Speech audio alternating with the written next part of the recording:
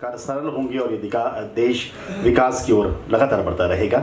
हमारे जो chartered accountant हैं उनका बहुत महत्वपूर्ण योगदान है जीएसटी की। अगर हम बात करते हैं, आइए इसी क्रम को आगे बढ़ाते हैं और अब अगले अपने अनुभव साझा करने के लिए मंच पर मयंक अग्रवाल जी से मैं निवेदन करूंगा कि मंच पर आने का कष्ट करेंगे। हमारे सीए हैं, चार्टर्ड अकाउंटेंट हैं और सर कह रहे थे कि आज सीए भी होता है और उस कार्यक्रम को छोड़ के आप इस कार्यक्रम में सम्मिलित हुए हैं, तो आपका बहुत बहुत आभार और सीए दिवस की बहुत बहुत आपको बधाई।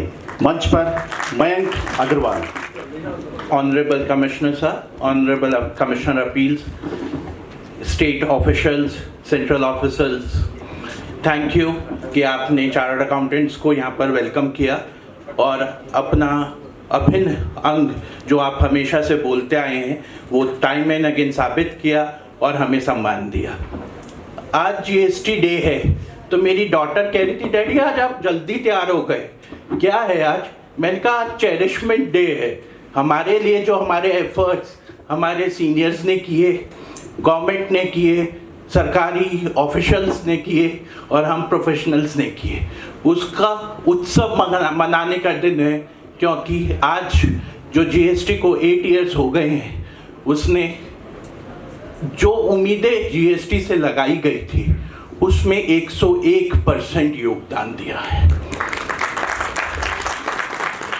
मुझे ऐसा लगता है कि जीएसटी का ये जो रिफॉर्म था ये एक ऐसा ही था जैसे एक परिवार में नया सदस्य आता है तो जो परिवार के यंग मेंबर्स होते हैं वो खुश होते हैं कि हमें एक नया इंटरैक्शन मिलेगा। तो चार्टर्ड अकाउंटेंट्स, जो यंग चार्टर्ड अकाउंटेंट्स हैं या यंग प्रोफेशनल्स हैं, उनके लिए ये जीएसटी ऐसे ही साबित हुआ। जो अनुभव घर के बड़े होते हैं उनके ऊपर जिम्मेदारी होती है। तो जैसे प्रिंसिपल कमिश्नर साहब रात दिन अपनी टीम को हौसला अफजाई करते रहते हैं कि ये नया कानून है, इसमें आपने सब चीज़ों को ध्यान से करना है, सबकी दुख सुविधाओं का ध्यान रखना है, वैसा रोल वो निभाते आए हैं। तो मुझे लगता है कि ये जीएसटी एक उसी नए परिवार की तरीके से हमारे सिस्टम में आया जिसने 3 उपलब्धियां ऐसी दी है जिस पे आज हम गर्व कर सकते हैं। सबसे पहला तो एक अनऑर्गेनाइज सेक्टर को सर इस जीएसटी ने ऑर्गेनाइज कर दिखाया है।